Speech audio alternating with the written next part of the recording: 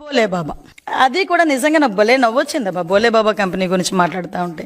బోలే బాబా companies అన్నవి రెండు అవి వేరు వేరు కంపెనీలు. ఒకటి బోలే బాబా ఫుడ్ ఇండస్ట్రీస్, ఇంకొకటి బోలే బాబా organic milk limited.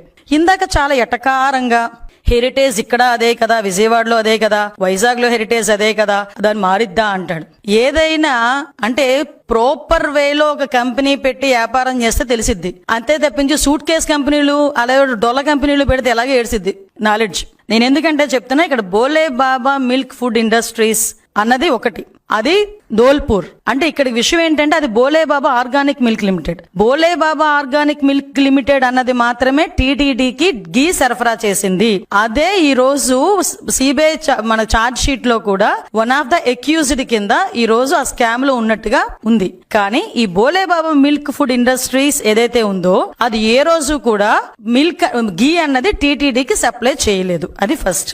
Second issue, ఈ బోలే బాబా మిల్క్ ఫుడ్ ఇండస్ట్రీస్ ఏదైతే సప్లై చేయలేదో ఆ కంపెనీ 2004లో స్థాపించబడింది.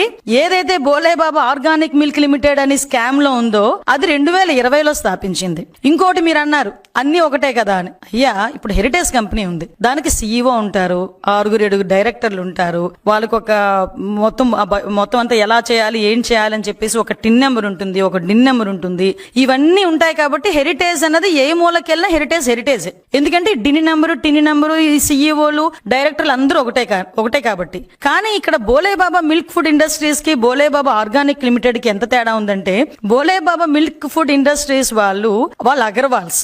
ఇక్కడ బోలే బాబా ఆర్గానిక్ మిల్క్ లిమిటెడ్ అంటే ఎవరైతే స్కామ్ లో ఉన్నారో వాళ్ళు జైన్స్. ఆ జైన్స్ పేరుతోనే ఛార్జ్ షీట్ లో కూడా వాళ్ళ మీద అక్యూజ్డ్ రాసి ఉంది. ఒకసారి చూడండి.